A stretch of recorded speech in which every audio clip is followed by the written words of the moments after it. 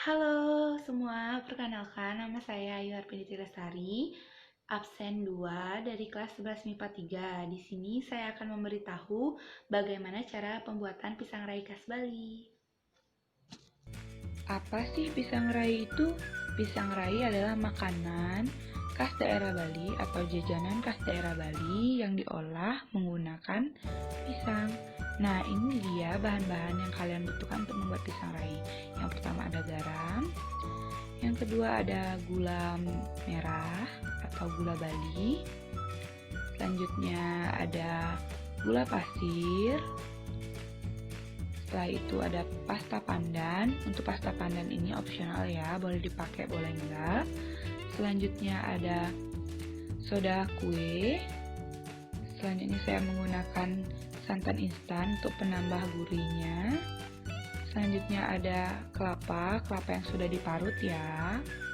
Nah, selanjutnya ada tepung beras. Di sini saya menggunakan rose bran. Selanjutnya ada pandan, daun pandan untuk menambah wangi atau aromanya. Selanjutnya ada air matang, air putih. Nah, selanjutnya yang terakhir ada pisang. Saya menggunakan pisang kepok ya, boleh pisang yang lain. Yang pertama, kalian siapkan panci dan masukkan air secukupnya. Ini dikira-kira ya. Nah, kurang lebih saya memasukkan air segitu. Setelah masukkan air, saya memasukkan santan instan, 1 bungkus santan instan, kurang lebih 20 ml santan instan. Setelah saya memasukkan santan instan, nyalakan kompor dengan api kecil agar santan dan airnya tidak cepat gosong. Aduk perlahan hingga semua tercampur rata. Setelah tercampur rata, masukkan daun pandan untuk membuat aromanya lebih sedap. Setelah dimasukkan daun pandan, kembali aduk hingga merata.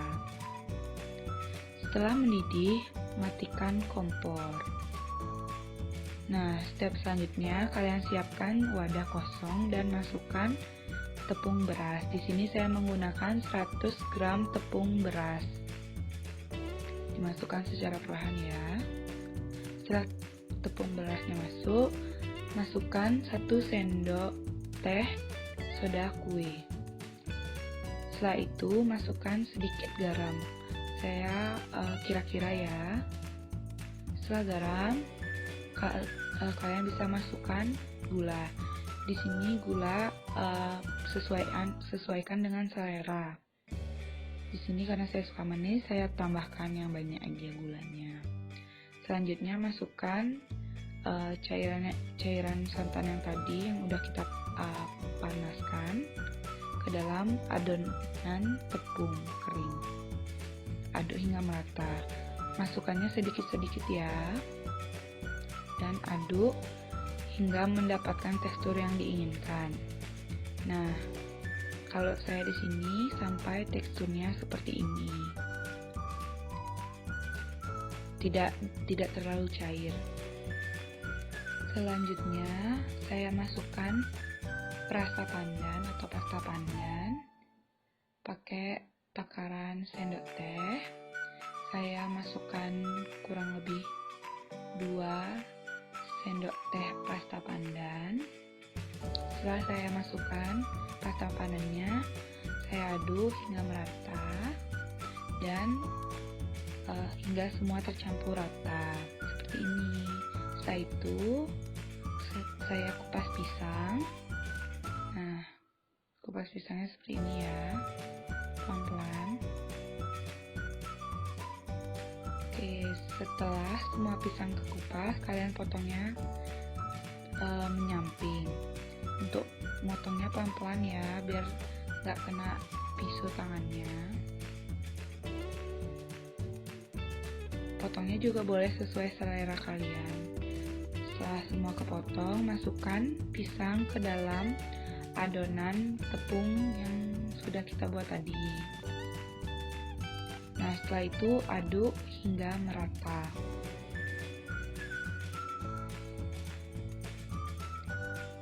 setelah merata, kalian ambil panci dan masukin air kurang lebih 1000 ml atau 1 liter, dan masukkan juga daun pandannya untuk menambah wangi dari air tersebut.